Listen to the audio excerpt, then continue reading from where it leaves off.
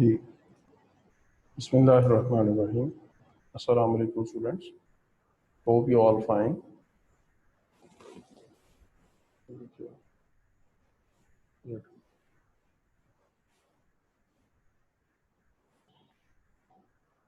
You remember, हमने last class में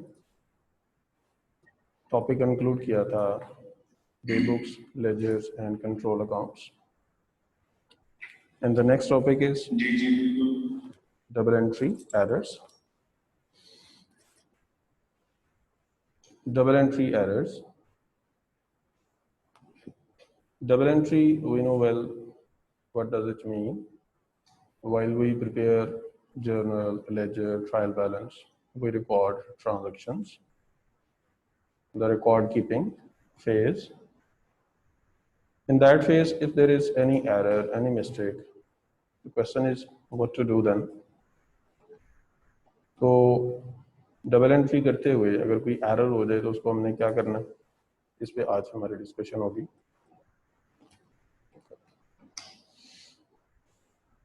So here are two types of errors, and it is based on the trial balance equivalence. We know well when we prepare a journal, then post the transactions to ledgers, and then balance of all the ledger accounts, and transfer those balance series to the trial balance. On the trial balance, debit total and credit total is normally equal. Both totals are equal normally. तो हम ये बात कर चुके हैं कि जी अगर वो इक्वल है तो हम कहते हैं जी there is no error as such.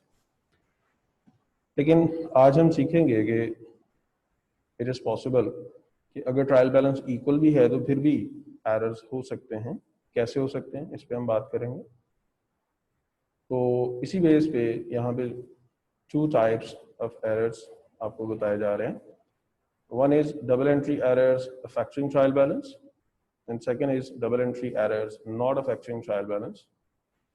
Not affecting trial balance means that after such errors the trial balance will be equal, और जो affecting trial balance double entry errors हैं, इन errors के बाद trial balance equal नहीं आएगा।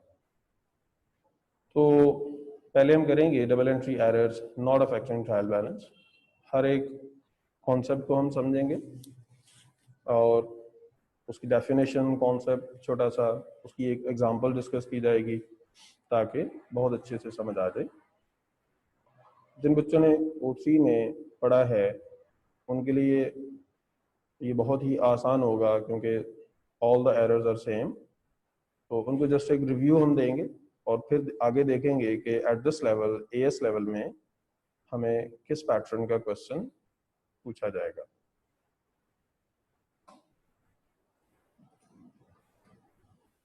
So first of all, double entry errors not affecting trial balance. The first one error is error of omission. Error of omission when an entry is totally missing from the records. Example आप देख सकते हैं कि जी stock cell हुआ लेकिन वो कहीं भी रिकॉर्ड नहीं हुआ। So इसकी रेक्टिफिकेशन या करेक्शन क्या होगी कि जो ट्रांजैक्शन है और वो मिसिंग है आप उसको रिकॉर्ड करवा दें। That is bank debit and sales account credit. Second error है जी एरर ऑफ कमीशन।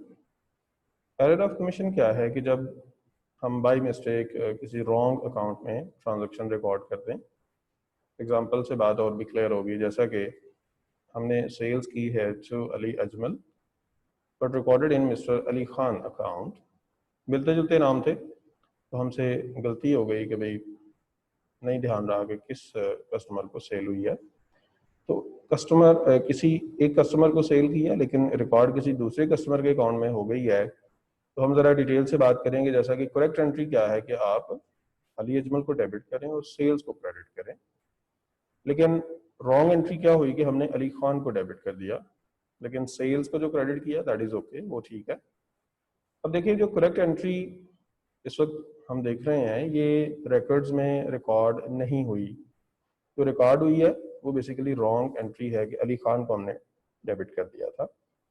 अब डबल एंट्री एरर्स को रेक्टिफाई करने के लिए भी हमने एक डबल एंट्री ही बनानी होती है। याद रखें, डबल एंट्री में एरर्स को रेक्टिफाई करने के लिए या करेक्शन करने के लिए कटिंग या ओवर राइटिंग नहीं की जाती। हमने दोबारा से एक डबल एंट्री इस तरह से बनानी है कि एरर ठीक हो जाए, जहां जहां पे भी मिस्टेक हुई है वो सब ठीक हो जाए। तो हम क्या करेंगे, अली खान जो कि रॉन्ग डेबिट हो गया था उसको क्रेडिट कर देंगे विद 6500, और अली अजमल अकाउंट जो डेबिट होने से रह गया था उसको हम डेबिट कर देंगे। जो करेक्शन की एंट्री होगी इसमें सेल्स अकाउंट को हम दोबारा से नहीं लिखेंगे, क्योंकि सेल्स अकाउंट जो रिकॉर्ड हुआ दैट वाज ओके, उसमें कोई प्रॉब्लम कोई मिस्टेक नहीं है।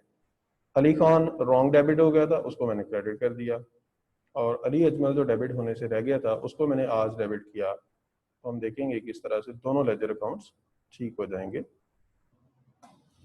Next is error of principle. Error of principle क्या है? when an entry is recorded in wrong type of account, इसमें कैटेगरी या type of the ledger account is changed.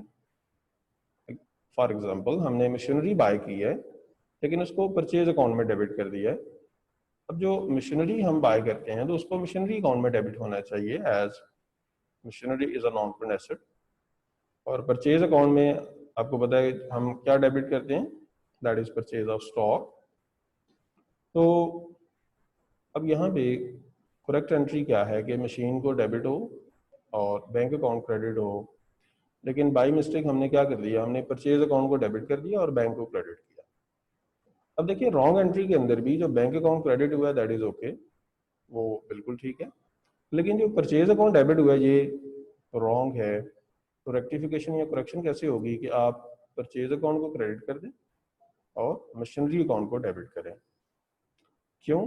Purchase account wrong debit हो गया था उसको आप क्रेडिट कर देंगे, और मशीनरी अकाउंट जो डेबिट होना चाहिए था but that was missing in the machinery account, वो आज हम मशीनरी अकाउंट को डेबिट कर देंगे। तो आप देख सकते हैं if we know the basic double entry तो हम ये एरर्स बहुत इजीली ठीक कर सकते हैं with little bit common sense. सिर्फ हमने ये देखना है कि जी जो ट्रांजैक्शन हुई है उसकी एक्चुअल एंट्री क्या होनी चाहिए थी, लेकिन जो बुक कीपर हमने कोई भी बंदा जो रिकॉर्ड कीपिंग पे बिठाया हुआ है उसने बेसिकली मिस्टेक क्या की है। तो दोनों को हम सामने रखेंगे और फिर सोचेंगे कि अच्छा जी क्या एंट्री करें कि एरर ठीक हो जाए। Next error is error of original entry. Original entry means given amount of the transaction is overstated or understated, the value is up or down. For example, हमने एक बिल पे किया है $2000 का, but recorded in books as $200। आपने देखा कि एक zero हमसे डाउन हो गया, और ये सब बाय मिस्टेक होता है। आपको पता है कि जो इंटेंशनली जो रॉन्ग रिकॉर्ड्स मेंटेन किए जाते हैं वो एरर या मिस्टेक नहीं होती, वो फ्रॉड होता है जहाँ पे ह्यूमन इंटेंशन इन्वॉल्व हो जाए। ये जो भी एरर्स हो रहे हैं इसमें ह्यूमन इंटेंशन नहीं है, it's just occurred by chance, कि ध्यान नहीं रहा और बाय चांस ये एरर्स हो जाते हैं। तो क्या हुआ जी, करेक्ट एंट्री तो ये है कि आप इलेक्ट्रिसिटी अकाउंट को डेबिट करें 2000 से और बैंक अकाउंट को क्रेडिट करें 2000 से। लेकिन रॉन्ग एंट्री आप देख सकते हैं कि ये सेम एंट्री हमने रिकॉर्ड की है with 200।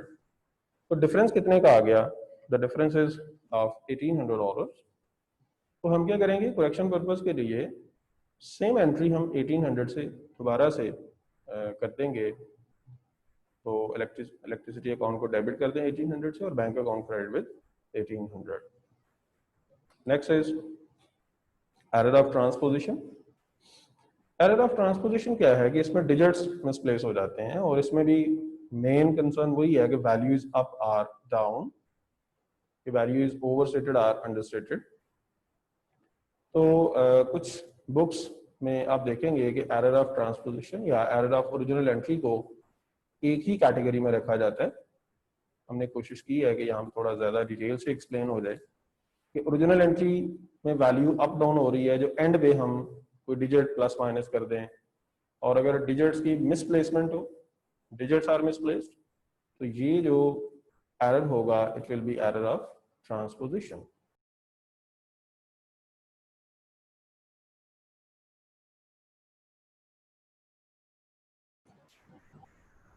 a received amount from John $5,600 but recorded in books as $6,500.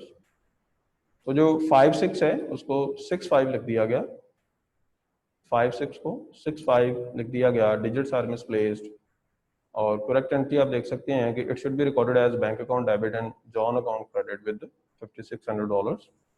लेकिन जो बाई मिस्टेक क्या हुआ कि 56 को $6,500 लिख दिया गया। अच्छा जी, आप देखें कि यहाँ पे बैंक अकाउंट ज़्यादा डेबिट हो गया और जॉन अकाउंट ज़्यादा क्रेडिट हो गया विद $900। तो रेक्टिफिकेशन पर्पज के लिए आप क्या करेंगे, जो बैंक ज़्यादा डेबिट हो गया 900 से उसको आप क्रेडिट करवा दें, और जॉन अकाउंट जो ज़्यादा क्रेडिट हो गया उतनी अमाउंट से आप डेबिट करवा दें। The error will be corrected. क्योंकि बैंक अकाउंट ज़्यादा डेबिट हो गया था उसको मैंने करेक्शन पर्पज के लिए क्रेडिट करवा दिया, और जो जॉन अकाउंट ज़्यादा क्रेडिट हो गया था 900 से उसको मैंने डेबिट करवा दिया। ये हो जाएगी रेक्टिफिकेशन और करेक्शन ऑफ दिस एरर। उसके बाद है जी error of complete reversal. Complete reversal means when entries are recorded on opposite sides of the ledger accounts. Means कि जो डेबिट पे रिकॉर्ड होना चाहिए था वो क्रेडिट पे हो गया, और क्रेडिट वाला डेबिट पे हो गया, बिल्कुल अपोजिट साइड पे एंट्री रिकॉर्ड हो गई। एक चीज नोट करें कि अभी तक हमने जितने भी एरर्स देखे हैं, हर एरर होने के बावजूद भी डेबिट क्रेडिट इक्वल अमाउंट से रिकॉर्ड हुआ था, और जब जो रॉन्ग एंट्री है वो भी डेबिट क्रेडिट इक्वल अमाउंट से रिकॉर्ड हो रही होगी, तो even despite of that error trial balance will be equal. Trial balance equal रहना है, दैट्स वाई जो हम अभी एरर सीख रहे हैं इनको कहा जाता है double entry errors not affecting trial balance. अब आप देखें जैसा कि नंबर 6 में जो एरर है कि हमने सप्लायर को पेमेंट की है लेकिन उसकी रिकॉर्डिंग जो है वो अपोजिट साइड पे हो गई है, तो करेक्ट एंट्री क्या होनी चाहिए कि क्रेडिटर अकाउंट को आप डेबिट करें और बैंक को क्रेडिट करें। ये इसकी करेक्ट एंट्री है, लेकिन रॉन्गली क्या हुआ, हमने बिल्कुल अपोजिट साइड पे रिकॉर्डिंग कर दी, बैंक डेबिट कर दिया और क्रेडिटर अकाउंट को क्रेडिट कर दिया। अब बेशक ये रॉन्ग है, रॉन्ग एंट्री है, लेकिन इसके बावजूद भी ट्रायल बैलेंस तो इक्वल रहना है।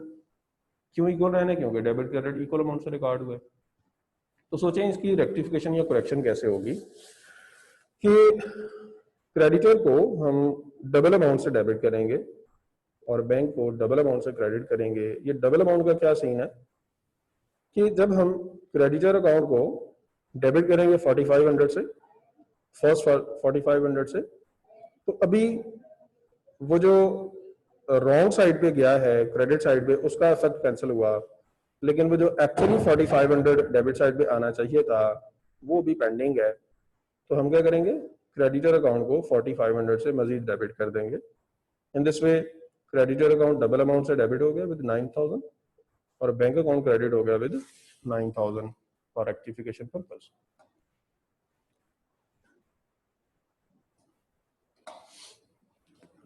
The seventh error, double entry errors not affecting trial balance.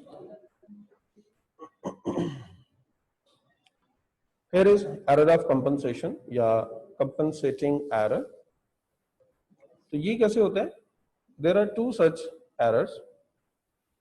errors which cancel each other's effects. कि दो मुख्तलिफ जगहों पे बाई चांस ऐसे एरर्स हो गए हैं कि वो एक दूसरे के इफेक्ट को कैंसिल कर देते हैं। तो बेशक एरर हो गए हैं लेकिन उसके बावजूद ट्रायल बैलेंस वो भी इक्वल होगा। For example, machinery account overstate हो गया 200 on the debit side and sales account is overstated with $200। अब सेल्स अकाउंट अंडरस्टूड है कि हमेशा क्रेडिट साइड पे रिकॉर्ड होता है और मशीनरी अकाउंट जो है वो डेबिट साइड पे ओवरस्टेटेड है। अब एक एरर है जिसमें डेबिट साइड ओवरस्टेटेड है और एक दूसरी जगह पे एरर है जिसमें क्रेडिट साइड ओवरस्टेटेड है विद इक्वल अमाउंट। अब जितना डिफरेंस डेबिट साइड पे आया है 200 ओवरस्टेटेड, उतना ही डिफरेंस क्रेडिट साइड पे आ गया कि 200 से ओवरस्टेटेड है। Trial balance will be equal. But how to rectify the error? आप क्या करें, जो सेल्स अकाउंट ज्यादा क्रेडिट हुआ है 200 से उसको आप डेबिट कर दें और मशीनरी अकाउंट जो ज्यादा डेबिट हो गया 200 से उसको क्रेडिट करवा दें फॉर रेक्टिफिकेशन पर्पस। एक चीज यहाँ पे नोट करें कि ये जो एंट्री इस वक्त आप देख रहे हैं रेक्टिफिकेशन की, sales account debit and machinery account credit, ऐसी एंट्रीज रूटीन में कभी भी रिकॉर्ड नहीं होती जब हम जर्नल मेंटेन कर रहे होते हैं।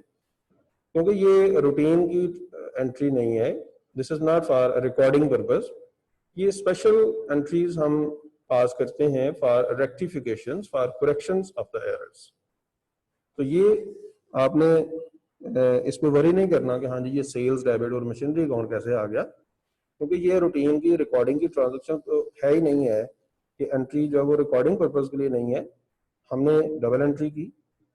तो रिकॉर्ड्स मेंटेन करते हुए हमसे कोई एरर हो गया था, उस एरर की रेक्टिफिकेशन या करेक्शन पर्पज के लिए जो हम डबल एंट्री पास करेंगे, वो ये एंट्रीज हम यहाँ पे सीख रहे हैं। क्योंकि हमने सीखा कि डबल एंट्री एरर्स को रेक्टिफाई या करेक्ट करने के लिए भी हमने एक डबल एंट्री ही पास करनी होती है।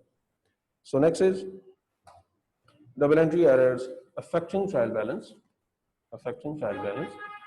Here are such errors जिनके बाद ट्रायल बैलेंस इक्वल नहीं होगा, trial balance will B unequal. तो याद रखें ये एरर्स जिनमें ट्रायल बैलेंस इक्वल नहीं आता, यहाँ पे हम एक स्पेसिफिक लेजर अकाउंट यूज करते हैं for rectification, that is suspense account. Suspense account पे हम बात करेंगे कि हाँ जी ये कैसे मेंटेन होता है और इस पे कैसे हम आगे इसको लेके चलते हैं। So first one is, here are the errors, double entry errors affecting trial balance। तो पहला एरर है एरर ऑफ पार्शियल ओमिशन या one sided entry. One sided entry एक ट्रांजैक्शन है जो एक साइड पे रिकॉर्ड हो गई है लेकिन दूसरी साइड बिल्कुल मिसिंग है, जैसा कि सेल ऑफ स्टॉक की यहाँ पे ट्रांजैक्शन लिखी हुई है।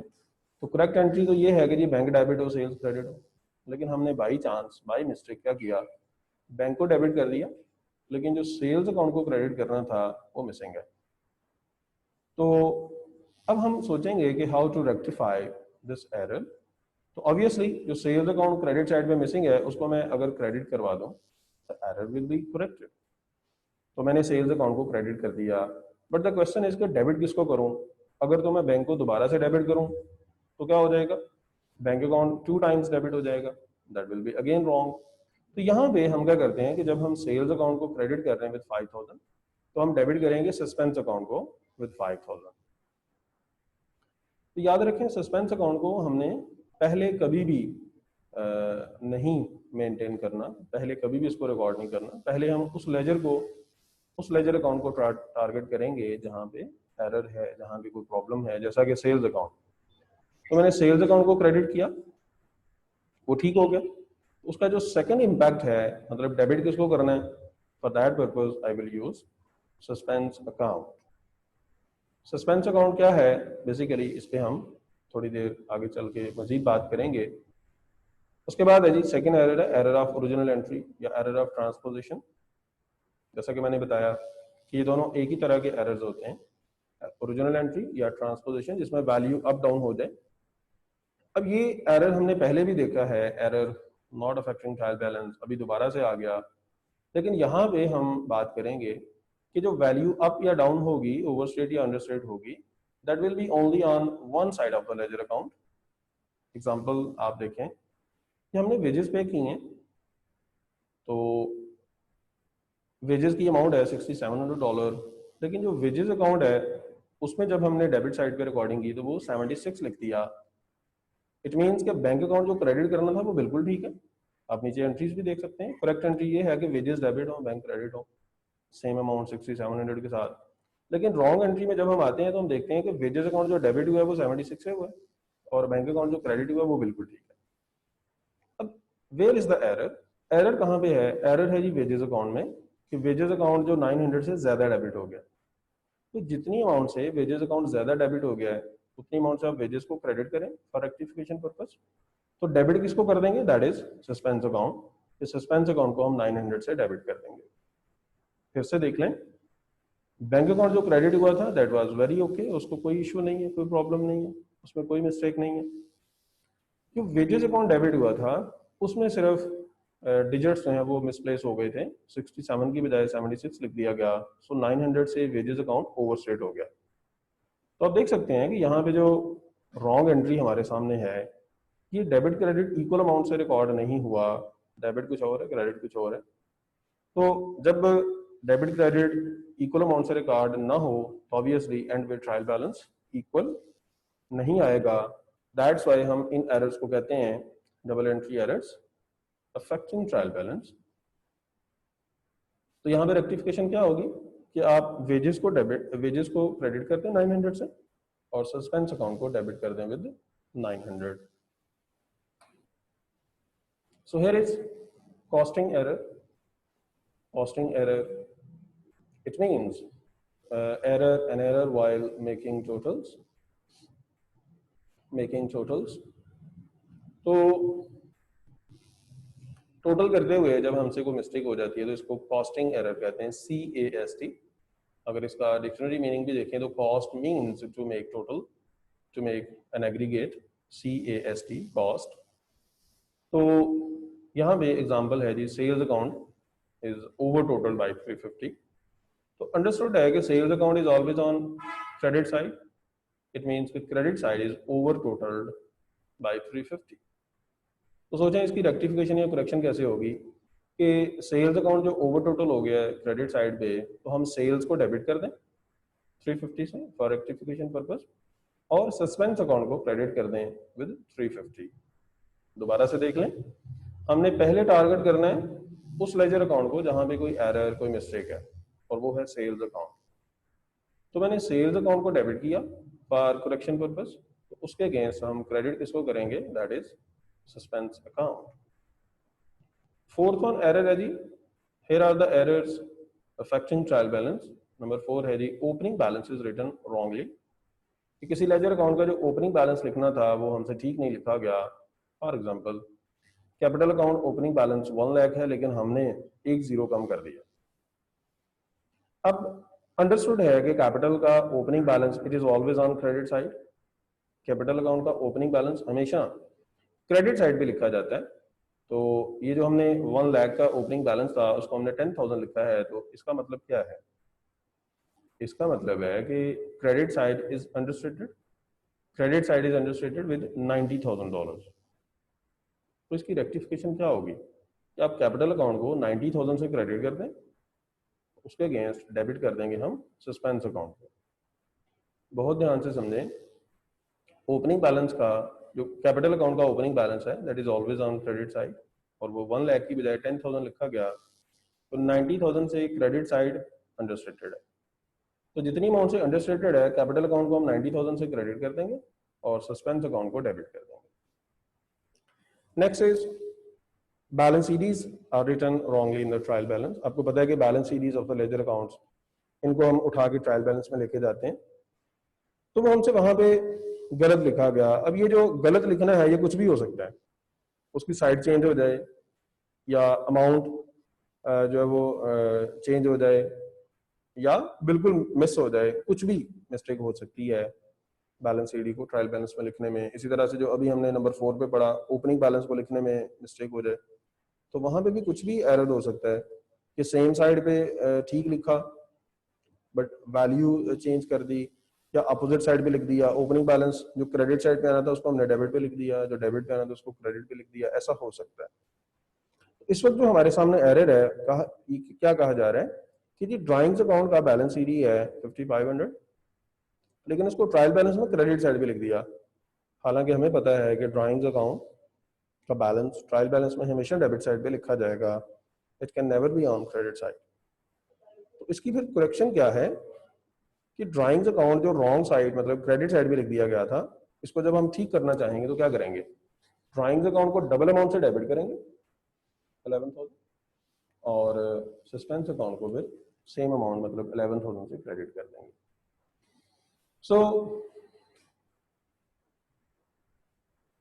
हियर आर द एरर्स, इनको हमने कैसे ठीक करना है। यहाँ पे एक नोट है कि suspense account is used as a temporary tool to rectify the errors. Suspense account is open while our trial balance is not balanced, not equal, and the difference is put in suspense account. लेकिन उसके बाद क्या होता है कि जब हम सारे एरर्स ठीक कर लेते हैं, after rectification of all the errors, suspense account will be eliminated or nil. Suspense account में निल हो जाना होता है, एलिमिनेट हो जाना होता है from the records after all the rectifications. ये कैसे होता है इस पे हम प्रैक्टिकली बाद में बात करेंगे। आगे आए जी, एरर्स की रेक्टिफिकेशंस के लिए हम एक एंट्री ही पास करते हैं। इसमें हमने बात की तो आप सोच सकते हैं कि जब डबल एंट्री रिकॉर्ड्स में एरर्स हो जाते हैं, expenses are overstated understated, incomes are overstated understated, इसी तरह से assets, liabilities, capital, all the values can be overstated understated when there are errors in double entry. तो जब एरर्स हो जाते हैं तो क्या होता है, हमारा प्रॉफिट भी ठीक कैलकुलेट नहीं होता और डिफरेंट अदर टर्म्स भी डिस्टर्ब हो जाती हैं। तो यहाँ पे इसी चीज़ को डिस्कस किया गया कि while there are errors in double entry records, calculated profit and other terms may not be corrected, वो ठीक नहीं होंगी, they will be wrong। तो हम क्या करेंगे, हमें क्वेश्चन के अंदर ऐसा कहा जा सकता है कि जी here is a profit, लेकिन ये ठीक नहीं है और नीचे फ्यू एरर्स दे दिए जाएं, तो हम हर एरर को देखेंगे, सोचेंगे कि due to this error what is happened, और फिर हम उसको प्रॉफिट को ठीक करेंगे। प्रॉफिट में बी अपडेटेड और revised by identifying the impact of any double entry error on income और expenses and make necessary adjustments. कैसे होगा ये हमने क्वेश्चन में समझ लें। उसके बाद है जी स्टेटमेंट ऑफ फाइनेंशियल पोजीशन की जो टर्म्स हैं वो भी हमने अपडेट करनी होंगी, रिवाइज करनी होंगी, and N updated statement of financial position will be prepared इंशाल्लाह। यहाँ पे एक छोटा सा फॉर्मेट है कि जो हमें क्वेश्चन में प्रॉफिट गिवन होगा उसमें हमने क्या करना है, एरर्स की करेक्शन के जो इम्पैक्ट्स हैं वो एडलेस करने हैं, and there will be a revised profit, updated profit या करेक्टेड प्रॉफिट भी इसको कह सकते हैं। तो ये रिवीजन या अपग्रेडेशन के बाद हम स्टेटमेंट ऑफ फाइनेंशियल पोजीशन को भी ठीक करके बनाएंगे एंड सो ऑन। इसके जो क्वेश्चन हैं वो आज आपको सेंड कर दिए जाएंगे, अगर आप खुद से कर सकें वेल एंड गुड, नहीं तो इस पर हम कल बात करेंगे। सो गुड लक, अल्लाह हाफिज़।